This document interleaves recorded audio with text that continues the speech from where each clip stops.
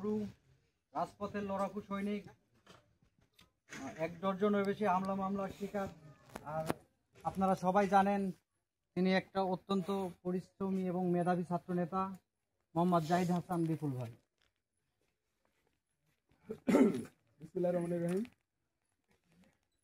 এখানে উপস্থিত বাংলাদেশ জাতীয়তাবাদী ছাত্র দলের আয়োজনে, ছাত্র দলের সভাপতি সম্পাদকের দাওয়াতে ছাত্র দলের বিভিন্ন স্তরের নেতৃবৃন্দ, এখানে উপস্থিত আমাদের এই অঞ্চলের সম্মানিত মুরব্বিয়ান, সম্মানিত ব্যক্তিবর্গ, আমাদের অভিভাবকবৃন্দ এবং এই এলাকাবাসী যারা শুনছেন, সবাইকে আমি আমার সংগঠন, প্রাণের প্রিয় সংগঠন, যে সংগঠনটি মৃত্যু পাতকায় দাঁড়িয়ে মুক্তির স্লোগান দিয়েছিল, একটি স্বৈর শাসকের বিরুদ্ধে বিগত 17 বছর ভবিষ্যৎ অন্ধকার জেনে, নিশ্চিত হামলা, নিশ্চিত মামলা হবে জেনেও, নিশ্চিত খুন হতে পারি, গুম হতে পারি, পরিবারের উপরে হামলা হতে পারে, বাড়ি ভাঙচুর হতে পারে জেনেও যে ছাত্র সংগঠনটি বাংলাদেশের 56,000 বর্গ মাইল জুড়ে প্রত্যেকটি শহরে, নগরে, বন্দরে, গ্রামে, ওয়ার্ডে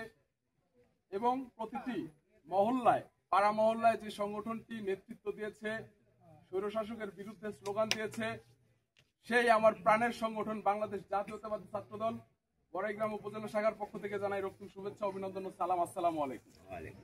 সম্মানিত উপস্থিতি, আমি সকালে নয়নকে বললাম যে আমরা, নয়ন আর নিশাদকে বললাম যে আমরা একটু তোমাদের ওখানে যে কোনো বাড়ির সামনে আমরা একটু যাবো, তোমাদের সাথে কথা বলবো। আজকে আমরা ভেবেছিলাম আমরা 15-20 জন হয়তো এমনিতেই আলোচনা করবো, একটু আড্ডা দিব, সবার মনের কথা শুনবো। আসলে আমরা যখন ডাক দেই দলের ব্যানারে, তখন কিন্তু আপনারা ছুটে যান আমাদের কাছে, কিন্তু আপনাদের কি বক্তব্য আমরা কিন্তু শুনি না। আপনারা আমাদের বক্তব্য শুনে চলে আসেন। এখানে আপনাদের কিছু চাওয়া পাওয়া থাকে, আপনাদের কিছু স্বপ্ন থাকে, পরিকল্পনা থাকে, ভাবনা থাকে, এগুলা কিন্তু আমরা শুনি না। সেটার জন্যই মূলত বললাম যে আমরা নরমালি যাবো, নরমালি তোমরা থাকো।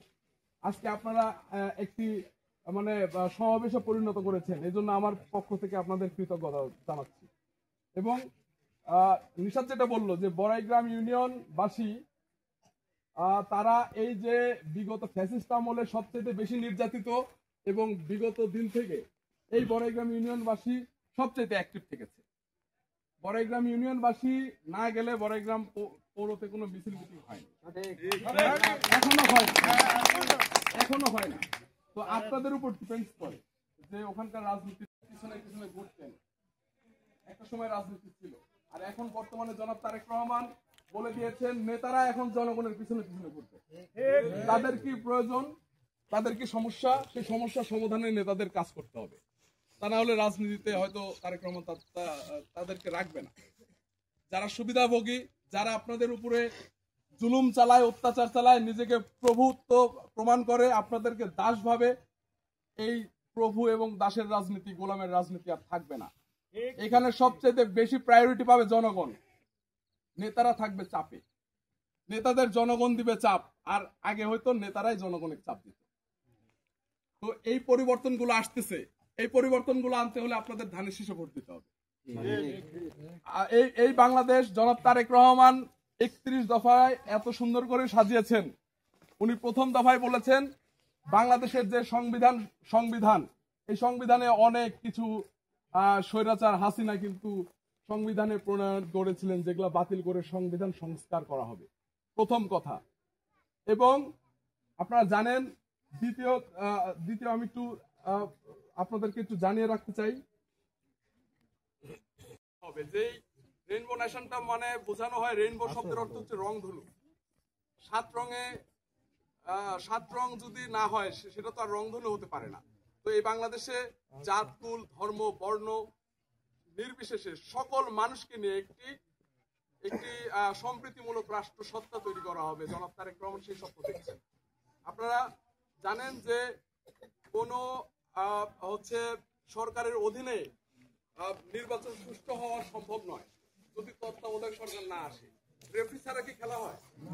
তো এই তত্ত্বাবধায়ক সরকার কিন্তু এটা উচ্ছেদ করে দিয়েছিল শেখ হাসিনা, এবং তার আমলেই সে নিজে ভোট করেছে এবং বানোয়াট ভোট দেখেছেন, দিনের ভোট রাতে হয়েছে। এইখানে তারেক রহমান কিন্তু বলছেন উনি এই অবাধ এবং নিরপেক্ষ সুষ্ঠু নির্বাচনের লক্ষ্যে উনি তত্ত্বাবধায়ক সরকার আবার ব্যবস্থা কোর্টের বিচারপতিদের প্রেসার ক্রিয়েট করার মতো ক্ষমতা প্রধানমন্ত্রী থাকবে না, এটা জনাব তারেক রহমান ওখানে বলে যে একজনকে ফাঁসি দেন, আমার ওই যে অমুককে নিপীড়ন করেন, নির্যাতন করেন, সেই ক্ষমতাই থাকবে। এখানে প্রধানমন্ত্রী রাষ্ট্রপতির ক্ষমতার ভারসাম্য থাকবে, এক একজন এক এক দায়িত্ব পালন করবে, এক এক সেক্টরে এক একজন প্রধান থাকে। এখানে শেখ হাসিনা মানেই সব ছিল, ঠিক কিনা? আইনসভাও ছিল শেখ হাসিনার, ওই যে মন্ত্রিসভাও ছিল শেখ হাসিনার, কিন্তু এখানে আইনসভার মতো কাজ করবে, বিচার বিভাগের মতো কাজ করবে, যার যার সত্তা নিয়ে শেষে কাজ করবে। এখানে প্রধানমন্ত্রীর ক্ষমতা সবখানে সে ইউজ করতে পারবে না। এই বাংলাদেশের স্বপ্ন জনাব তারেক রহমান। আগামীতে আপনারা কখনো শুনেছেন কিনা, আমাদের হচ্ছে আমেরিকাতে, যেটাকে আমরা সবচেয়ে উন্নত রাষ্ট্র মনে করি, সেই আমেরিকাতে কিন্তু একজন ব্যক্তি দুইবারের বেশি প্রধানমন্ত্রী থাকতে পারেন। এই ব্যবস্থাটা কিন্তু আমাদের বাংলাদেশের জনাব তারেক রহমান সৃষ্টি করবেন, যে পর দুইবার একজন ব্যক্তি প্রধানমন্ত্রী হতে পারবেন না। এখানে একজন ব্যক্তি দুইবারের বেশি প্রধানমন্ত্রী হলে কিছু বিষয় আছে, যেমন একজন ব্যক্তি দুইবারের বেশি প্রধানমন্ত্রী থাকা মানে সে নিজেকে স্বেচ্ছাচারী হিসেবে প্রমাণ করতে চাইবে, সে নিজেকে প্রভু হিসেবে দাবি করতে চাইবে, সে স্বৈরাচার হয়ে যাবে, দমন পীড়ন চালাবে, সে ভাববে যে সবই তো আমার। তো আমার যে মেয়াদ সর্বোচ্চ 10 বছর, এটা যদি একজন প্রধানমন্ত্রীর মাথায় থাকে, তাহলে জানে যে 10 বছর পরে ওই জনগণের মুখোমুখি আমার হতে হবে। আমি যদি দুর্নীতি করি, ওই জনগণ আমাকে ছাড়বে না, 10 বছর পরে কিন্তু আমি প্রধানমন্ত্রী থাকবো সর্বোচ্চ 2 বার। তো এই বিষয়গুলোর জন্য প্রধানমন্ত্রীর ক্ষমতায় তিনি প্রতি পরপর 2 বারের পরে আর কেউ নির্বাচন করতে পারবেন না, সেই ব্যবস্থা কিন্তু, সেই বিষয়টা স্বপ্ন দেখছেন জনাব তারেক রহমান। এখানে বলা আছে যে বিভিন্ন বিষয়ে জ্ঞান এবং অভিজ্ঞতা সম্পন্ন মানুষদের উচ্চ কক্ষে তারা হচ্ছে তাদেরকে রাখা হবে। উচ্চ কক্ষ কি? সংসদের উচ্চ কক্ষটা হলো, এখানে আমাদের বাংলাদেশে অনেক গুণী ব্যক্তিরা আছেন, যারা হয়তো ডাক্তারি করেন, কেউ ইঞ্জিনিয়ার, কেউ হয়তো ভালো প্রফেসর, কেউ হয়তো এই সমাজের একজন গুণী ব্যক্তি। এই ব্যক্তিগুলা তো আসলে ইলেকশনে যায় না, রাজনীতি করে না, তারা মানুষের সাথে এইভাবে মিশে না, তাহলে তাদের ইলেকশনে যাওয়ার কোনো কারণ নাই, ইলেকশনে যায় না তারা। তাহলে তাদেরও তো পরামর্শের প্রয়োজন আছে। এই বাংলাদেশকে সুন্দরভাবে যদি আমরা বিনির্মাণ করতে চাই, এই যে ইঞ্জিনিয়ার, ডাক্তার, শিক্ষক, বিচার বিভাগ, এই মানুষগুলাকেও প্রয়োজন আছে, তাদের পরামর্শও প্রয়োজন আছে।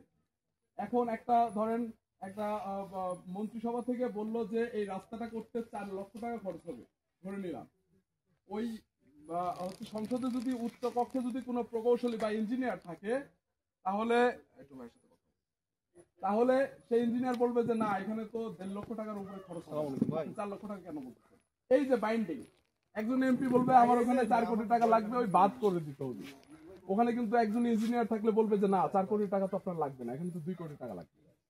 এখানে কিন্তু এমপিদের, এই যে এমপি মন্ত্রীদের যে টাকা মেরে দেওয়ার যে প্রবণতা, এটা কিন্তু ধ্বংস হয়ে যাবে, এটা থাকবে না। এই উচ্চকক্ষ যদি সেট আপ করা যায়, এই উচ্চকক্ষর সেট আপটা জনাব তারেক রহমান করছেন। তো এই 31 দফা নিয়ে আসলে আপনাদের মাঝে আলোচনা করতে গেলে দিনের পর দিন, রাতের পর রাত লেগে যাবে। আপনারা দেখবেন 31 দফাটা একটু মনোযোগ দিয়ে দেখবেন, জনাব তারেক রহমান কি বাংলাদেশকে উনি ক্রিয়েট করতে চাচ্ছেন। আজকে আমাদের এখানে প্রায় সবাই কৃষক পরিবারের সন্তান। আমাদের এই যে কৃষকেরা ন্যায্য মূল্য পায় না, কৃষক হচ্ছে বিক্রি করতেছে 10 টাকা দিয়ে, এইটা আমরা যারা খুচরা ভাবে কিনি দোকান থেকে, এইটা আমরা 22 টাকাতে কিনতেছি।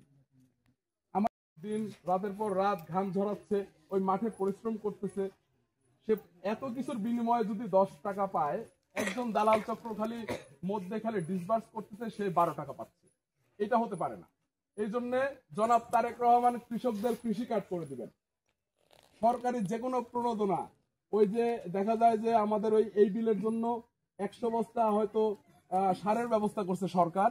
এখানে ওই উপজেলা চেয়ারম্যান আছে, একটু 2 বস্তা নাই, আমাদের এখানকার চেয়ারম্যান আছে 2 বস্তা নাই, মেম্বার সাহেবের 1 বস্তা লাগবে।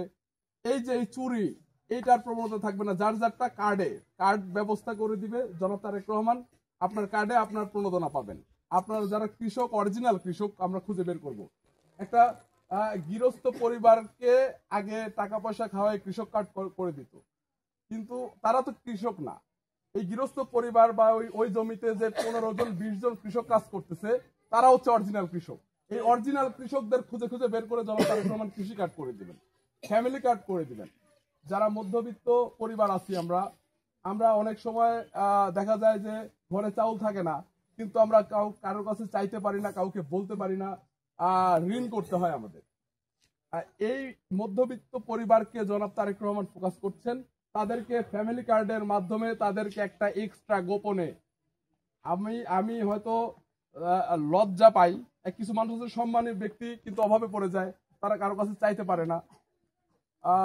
মেম্বার সাহেবকে বলতে হবে তাহলে চাউলের জন্য, বা অমুককে বলতে হবে, ওইটা বলার কোনো সিস্টেম নাই। আপনি গোপনে, সরকার আপনাকে যে প্রণোদনা দিবে গোপনে আপনার ঘরে চলে যাবে, মানুষের সামনে যে আপনার লজ্জিত হতে হবে না ইনশাল্লাহ।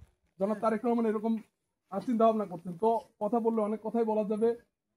আমি আপনাদেরই অঞ্চলের সন্তান, আমি বড়াইগ্রাম উপজেলাকে নেতৃত্ব দিচ্ছি, ছাত্র সংগঠনকে নেতৃত্ব দিচ্ছি। বড়াইগ্রাম আমার বাসা লক্ষ্মীপুর বাজার, বড়াইগ্রাম পৌরসভার বড়াইগ্রাম ইউনিয়ন একই সুতায় গাথা। আমরা একই ছিলাম, পরবর্তীতে হয়তো বিভক্ত হয়েছে হয়তো প্রশাসনিক ভাবে, কিন্তু আমাদের চলন, আমাদের বলন, আমাদের হৃদয়ের কথা কিন্তু একই। এবং আমাদের সম্প্রীতি কিন্তু একই রয়েছে। এই সম্প্রীতি সবাইকে ধরে রেখে এই সুন্দর একটি বাংলাদেশকে তৈরি করতে আপনারা আপনাদের পরিবার ধানের শীষে ভোট দিয়ে আমাদেরকে নির্বাচিত করেন, ধানের শীষকে নির্বাচিত করেন। ইনশাল্লাহ একটি স্বপ্নের বাংলাদেশ আমরা উপহার দিব, যে বাংলাদেশের নেতা প্রভু হবে না, জনগণ গোলাম হবে না, সবাই সমানে সমান। ইনশাল্লাহ আমরা গ্রামে গ্রামে আপনাদের দ্বারে দ্বারে পৌঁছাবো। আপনারা নেতাদের দ্বারে দ্বারে যে দাঁড়িয়ে থাকতে হবে না ইনশাল্লাহ। আমরা প্রত্যেকটা অঞ্চলে আমরা টিম সেট করে দিব ইনশাল্লাহ। আপনাদের কারো আপনারা এই অঞ্চলে বলে দিবেন, কারো যদি রক্তের প্রয়োজন হয়, আমার ছাত্র দলের সভাপতি সম্পাদক তারা আছে, তাদেরকে জানাইলেই হবে। তাদেরকে জানাবেন, আমরা আপনাদের পাশে দাঁড়ানোর চেষ্টা করব। আপনাদের যে কোনো ধরনের সমস্যা, মেডিকেল ভিত্তিক কোনো ধরনের, হাসপাতাল ভিত্তিক কোনো সমস্যা হলে আপনারা তাদেরকে জানাবেন, তারা আমাদেরকে ইয়ে করবে, আমরা হেল্প করব। থানা ভিত্তিক যদি থানায় কোনো সমস্যা প্রয়োজন মনে করেন, রেজিস্ট্রি অফিস আছে, বা যে আমাদের ওই অঞ্চলের যে কোনো সুবিধা, সুযোগ সুবিধা আপনাদের যদি প্রয়োজন মনে করেন, আপনারা আমাকে জানাবেন, আমাদের জানাবেন।